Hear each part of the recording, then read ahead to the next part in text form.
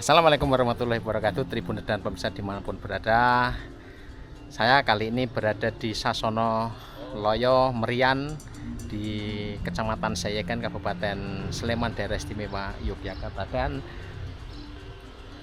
ada di makam ini adalah bagian dari cara kita untuk menelusuri sejarah masa lalu lewat pengamatan nisan-nisan kuno, kijing-kijing kuno yang memiliki ornamen-ornamen khusus, perlambang khusus, dan kita akan mencari pengalaman baru atau local experience dari belusukan menelusuri kijing-kijing tua atau makam-makam tua.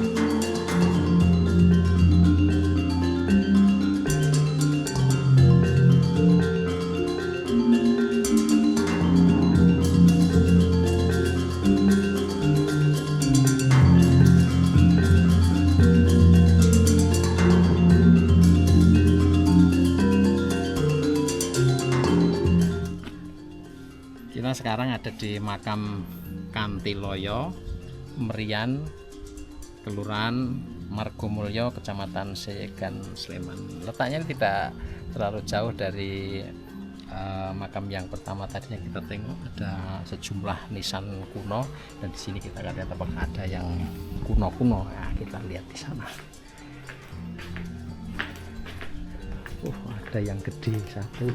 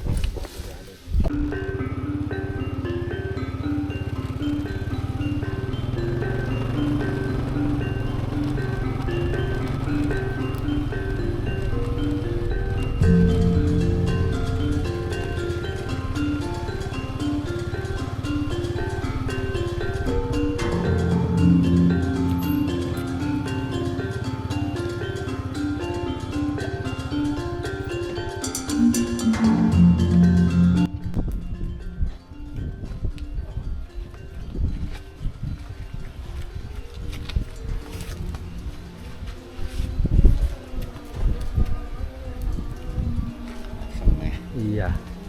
Nah, ini di bawah ini udah hancur. Ini yang di depan ini makam-makam tua, ini jejak-jejak makam tua. Ini juga remuk. Mungkin ya ada yang di bawah atau gimana gitu kali ya. Bahkan biasanya ada yang istilah kami itu mendelep. Oh, kemakan tanah ke itu. uruk ya, masuk. Uruk.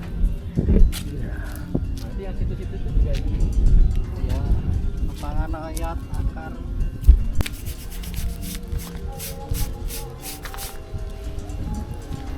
Ini berapa ratus? 1800 kan? Oke. Tapi ini yang saya curiga ini lebih tua ini. Oh, karena ini terdiri dari beberapa ya, Oke, batuan ya. Tidak di satu susunan makam yang sama. Ada tumpalnya.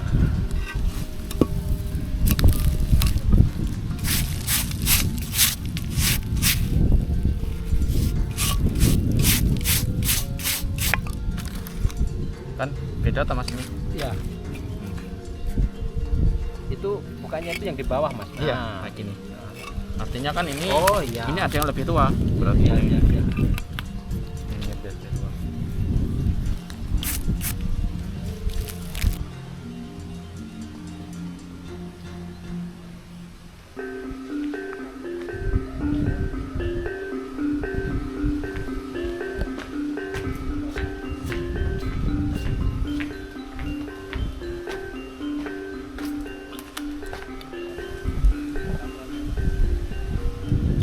Kita sekarang ada di makam daerah Jangkang, masih di Seyegan, dan kita bisa melihat di depan sana itu ada satu makam tua yang sudah agak berantakan. Kita akan coba lihat.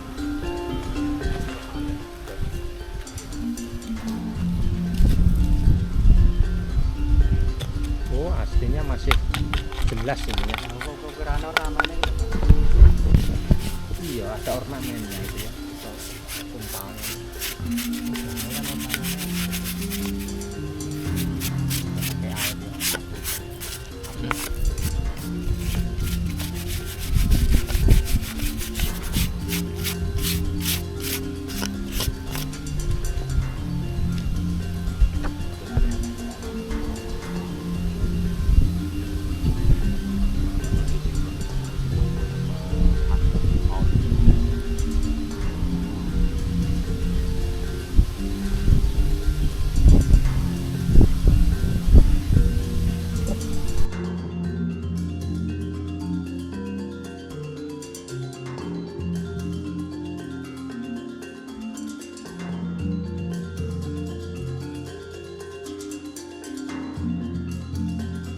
Nah, ya oke Tribuners.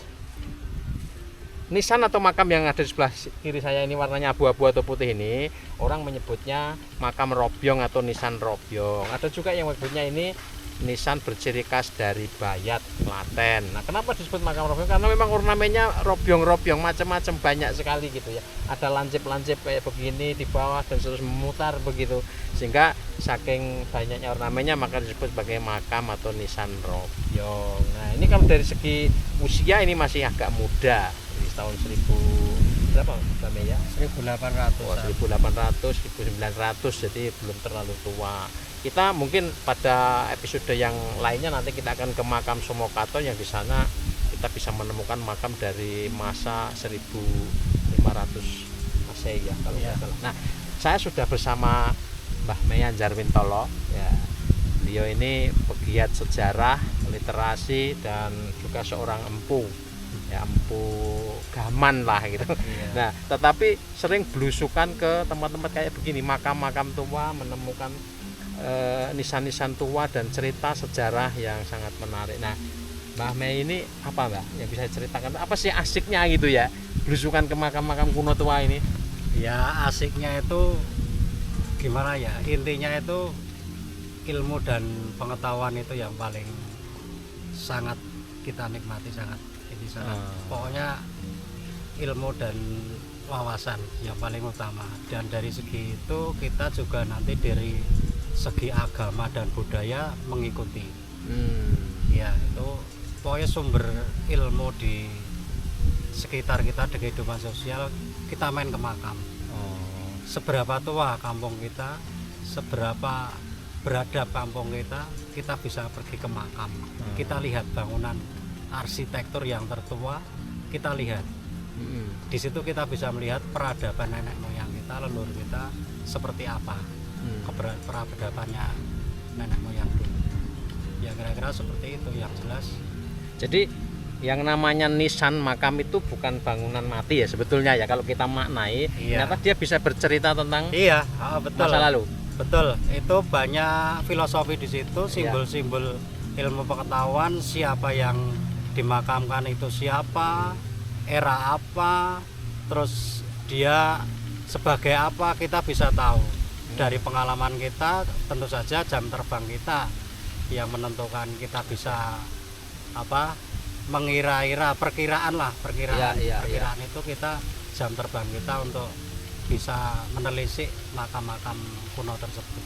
Dan ternyata ya Tribuners dan Mbak Mei ini juga termasuk orang yang awal-awal kemudian menemukan kisah lebih mendetail makam kuno di Somokaton ya, bersama Mas Yasser Arafat ya. Betul sekali ya. Dan kita juga bisa melihat atau bahkan menemukan menautkan cerita di mana ada makam kuno yang kemudian bercirikan masa Diponegoro. Iya, betul. Benar ya, Diponegaran, dan kemudian kita bisa menautkan sisa ternyata di situ memang dulu pernah ada tempat perlawanan gitu ya. Tidak? Dalam sejarah dan dalam babat itu mengisahkan itu, Nah. menceritakan itu juga. Nah, nanti dari arsitektur peninggalannya pun bisa mewakili untuk kita selidiki atau kita telusuri di hari ini. Ya, artinya oh ternyata benar cerita babat, cerita tulis sejarah di daerah ini pernah ada perlawanan di Diponegoro dan ternyata ada banyak makam-makam Iya, berciri betul. dari masa Diponegoro gitu kan Betul, kira-kira ya. betul sekali ya. Oke. Ada langgamnya tersendiri. Dari era siapa ke era siapa itu ada langgam atau tangguh sendiri-sendiri. Dan semakin tua itu kelihatannya semakin raya ya, semakin kaya gitu ya anunya ornamennya Iya, ya. semakin tua itu yang jelas semakin rumit. Oh, semakin rumit. Semakin rumit. Detailnya itu lebih rumit seperti halnya sebuah candi. Candi. Dan Iya. orang Jawa juga kerap kali menyebutnya makam itu candi ya. Iya, betul sekali. Ada tradisi nyandi gitu. Nyandi itu 1000 hari, kita kan nenek moyang atau orang-orang tua dulu kan nggak ada istilah ngijing atau bangun, tapi nyandi. Nyandi ya. Memakai konsep sebuah candi. Ya. Oke. Tribun dan pemirsa Dimanapun berada, jadi kita belusukan ke makam kuno ini bukan apa-apa, bukan nyari sesuatu yang apa, yang syirik, yang Iya. yang menyimpang atau tidak, Iya. tetapi kita bisa menemukan seperti ini. Meskipun ini apa ya, tidak bernama, tapi kemudian kita bisa melihat bahwa makam ini memiliki ciri tertentu Iya. dari daerah mana, Iya. dari orang mana. Bisa menceritakan kepada kita. Ya, oke. Baik, Tribuner, kita akan jumpa lagi di episode berikutnya. Pengalaman lokal dari Yogyakarta, lokal experience belusukan ke makam-makam kuno. Ya.